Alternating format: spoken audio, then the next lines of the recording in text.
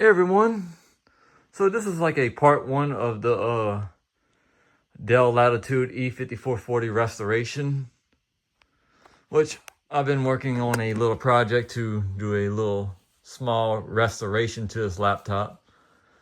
So I am going to be doing some upgrades, and as we opened up the laptop, I did a little bit of cleaning to the keyboard off camera and fixed a broken A key that was was on the verge of coming off. But yeah, I've been making a little bit of progress here and there, cleaning off the keys,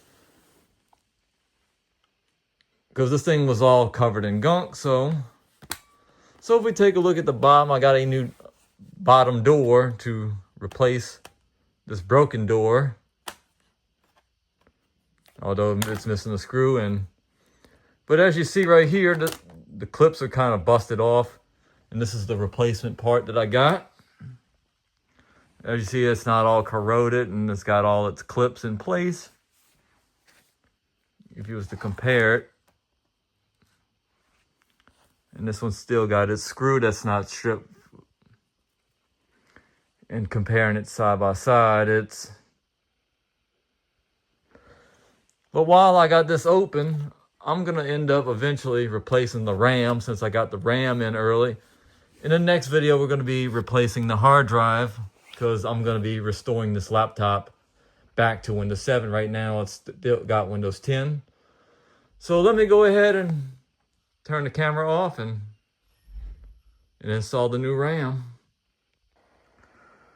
All right, so I got the laptop powered back on, and it's picking up the both 4GB DIMMs that I installed, which is the maximum of this Dell Latitude E5410 can be supported is up to 8GB. So this computer originally had 4GB of RAM.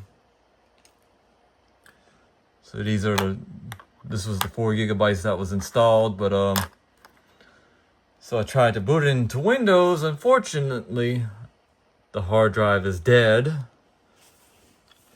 So with that being said, the hard drive is going to be replaced anyway, even though it's got a Windows 10 installed on that hard drive, which I'm going to end up putting this computer back to Windows 7.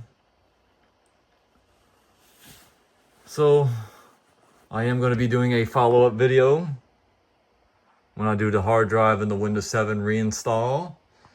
And thanks for watching.